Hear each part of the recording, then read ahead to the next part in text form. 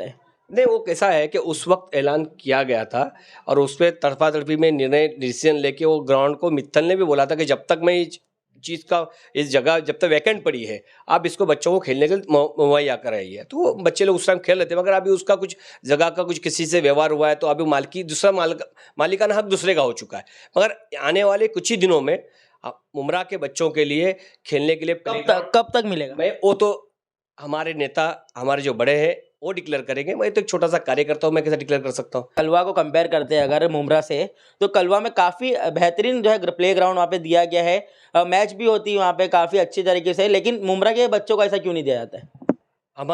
हमसे बड़ा स्टेडियम कलवा में है। स्टेडियम है, मैं मानता कि वहाँ पे स्टेडियम है, लेकिन वहाँ पे भी बड़ा हॉस्पिटल जो वहाँ पे भी लेकिन हॉस्पिटल वहाँ पे भी जो है खेलने के लिए मैं मानता हूँ कि यहाँ पे स्टेडियम है, लेकिन उसमें भी खेलने के लिए पैसे लिए जाते हैं। किधर? मैं हूँ रेन सर और आप देख रहे हैं MK न्यूज़। आपको बता दूँ, जब राष्ट्रवादी के 2 पार्ट हुए थे, इसके बाद जो है एक पार्ट शरद पवार जी और एक पार्ट जो है अजीत दादा पवार के जो है उस खेमे में गया था। ऐसे में उसके बाद जो है अजीत दादा पवार को एनसीपी पार्टी का सिंबल और जो है नाम मिलने के बाद हमारे साथ मौजूद है, बात करेंगे बबलू भाई, हमसे जानेंगे। बबलू भाई क्या बताएंगे?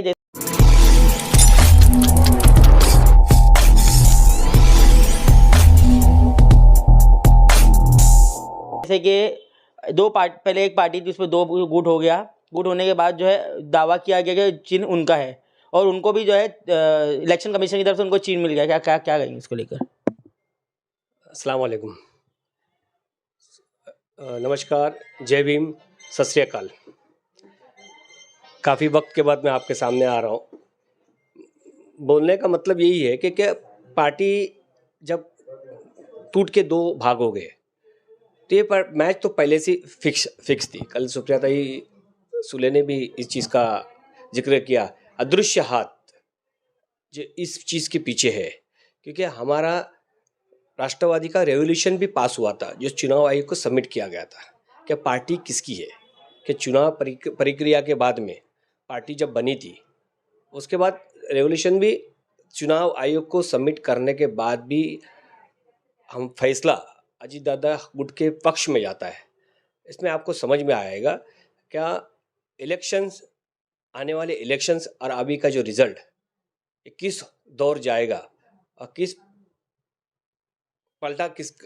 किसके पाले में जाएगा, आने वाला वक्त पता चलेगा। मगर अभी से इसकी आशंकाएं लोग लगाने लग रहे हैं कि लोगों को अब इलेक्शन कमीशन के ऊपर भी भरोसा नहीं रहा, क्योंकि जिसने पार्टी बनाई, पार्टी जिसकी 25 साल पहले जिसने शरद पवार साहब ने ही पार्टी को बनाया, चुनाव आयोग ने उसको ही खारिज कर दिया कि पार्टी उनकी नहीं, पार्टी अजीत दादा पवार साहब की है। तो अभी ये आप एक भाषण में राजन किने ने भी जो है जितेंद्र साहब को बोला था कि जो अब इलेक्शन अगर आएगा आगे तो अब नहीं जीत पाएंगे, क्या कहेंगे उसको लेकर? ये तो उनकी ये बोलते ना फ्रस्ट्रेशन है कि वो 2009 में जो इलेक्शन आपके सामने 15 दिन पहले आए और जो हार गए, वो अभी तक वो हार को पचा पा नहीं रहे।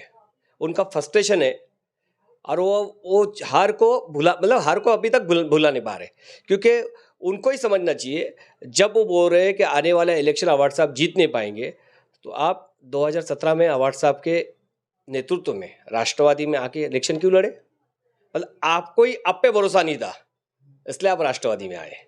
और हमको तो देखो, हमने लोगों का मुमरा कलवा में अवार्ड साहब ने लोगों का काम किया है। चुनाव हमारा काम ही हमारी पहचान है। आने वाले उनका भी कहना है कि काफ़ी काम मुमरा कौशल में अभी तक नहीं हुए, जैसे लाइब्रेरी हो गई, बहुत पहले वादा किया गया था, लाइब्रेरी है, टोरेंट है, ऐसे बहुत से काम अभी भी जो है पेंडिंग पड़े हुए हैं, इस पर खाली जो है चुनाव आने के बाद जो है वादा किया था, लेकिन वो काम पूरा नहीं होता है।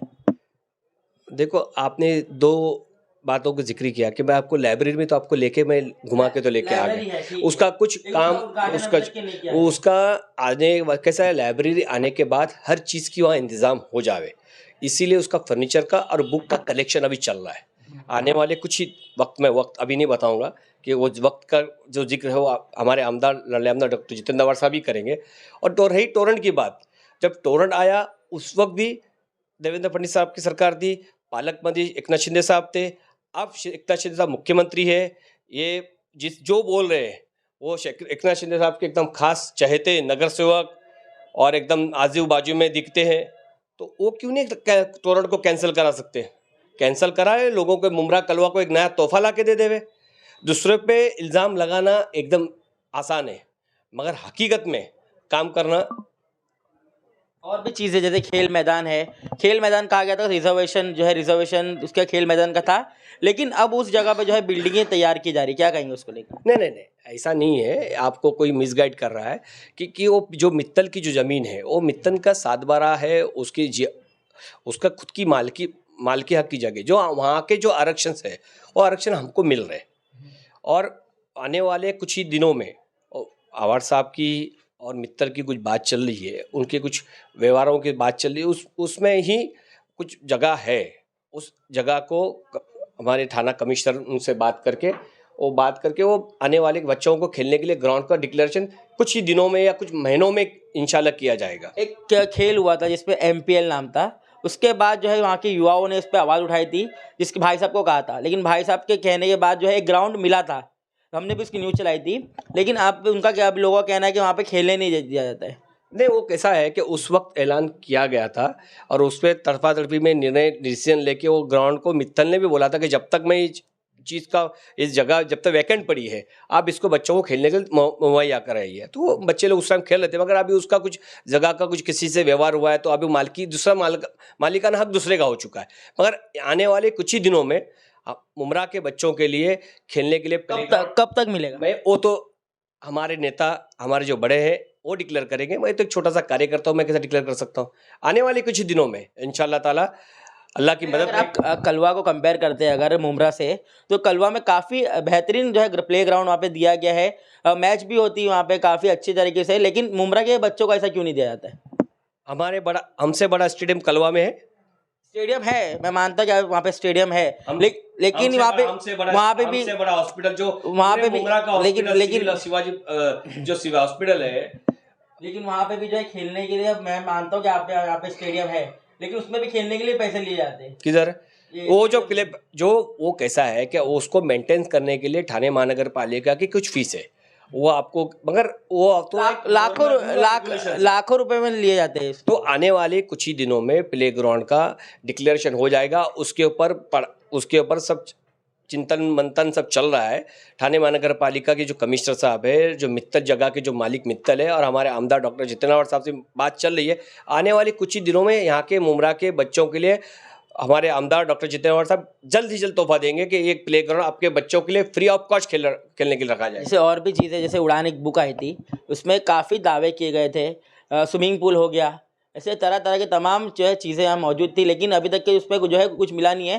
कहा गया था मुमरा के रेती बंदर पे जो है एक चौपाटी बनाई जाएगी, वर्ष 2014 में इसकी बात की गई थी, लेकिन अभी तक के वर्ष 2024 चल रहा है, 10 साल मतलब उसके कंप्लीट हो गया है, तो भी अब तक ये चौपाटी नहीं बनी। आप देखो कि जब काम चालू होने के बाद वो काम क्यों रुका है? कि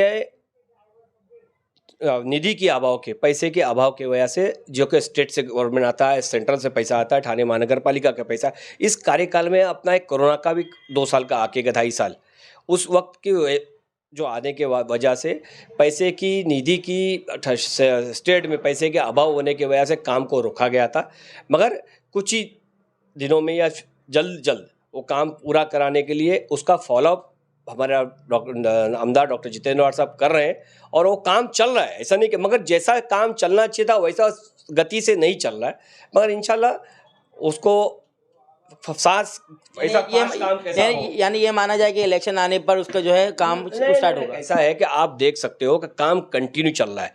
काम क्यों रुक रहा है? कि जो काम कॉन्ट्रैक्टर कर रहा है उसको सही टाइम पे पैसा थाने महानगर पालिका मतलब स्टेट गवर्नमेंट नहीं दे पा रही है, इसी की वजह से काम स्लो चल रहा है। मगर जब पैसा, जो अभी इन लोग दावे कर रहे हैं ना, जो अब सत्ता में बैठे हैं, वो क्या कर रहे हैं? सत्ता तो अभी आई है, पहले जो है उद्धव ठाकरे की सत्ता थी, उसके बाद में ये जो गोलमाल सब हुआ, उसके बाद सत्ता अभी आई, तो अभी तो आके कुछ महीने ही हुआ है उससे। आपने बोले ना गोलमाल हुआ, यही गोलमाल है कि 2.5 साल के कार्यकाल में 2 साल तो कोरोना में चले गया, 6 साल, उसके बाद 1 साल को सरकार को स्टेबल होने में चलेगा, उससे 6 महीने सरकार गिर गई, वक्त ही नहीं मिला।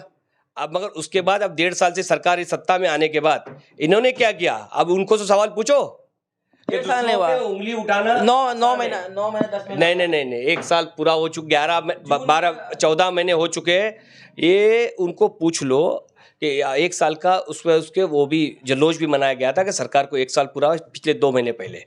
तो उनको ही पूछो कि दूसरों पे इल्ज़ाम लगाना आसान है। आपने सरकार में आने के बाद आपने मुमरा को अब तक क्या दिया? आप वो पूछो, जैसे आपको पता चलेगा। कि अभी अब सिंबल तो जो है छीन लिया गया है, इसके बाद क्या सिंबल में लगता है आपको क्या मिलेगा? देखो, सिंबल कुछ भी आवे, हमारे पार्टी का चेहरा ये हमारा सिंबल है। शरद पवार चंद्र जी ये हमारे पार्टी का चिन्ह है। चिन्ह कुछ भी आए, पार्टी उन्हीं की बनाई गई थी, और रास्ते में आएंगे तो उनका ही चेहरा ही हमारे सिंबल है। और रही बात डॉक्टर जितेंद्र आवाड साहब की, ये तो कलवा मुमरा के लोग ही जानते हैं कि उनको चिन्ह मिला था, जो पार्टी का चिन्ह था, सिंबल था, लड़ गए। हमको कोई भी सिंबल मिले, कोई भी चिन्ह मिले, हम लड़ेंगे और ताकत से लड़ेंगे। और इंशाल्लाह ताला जिस लास्ट टाइम जो हमारी मार्जिन थी उससे ज़्यादा मार्जिन से इंशाल्लाह हम लड़ेंगे। तो जैसे कि आपने देखा, हमने बात की बबलू भाई से, उनका साफ तौर पे कहना है कि पार्टी चाहे कोई भी हो, चिन्ह कोई भी मिले, लेकिन हम जो है पूरी ताकत से लड़ेंगे। देखते रहिए MKT news, cameraman Mohsin Ansari, Mumbai.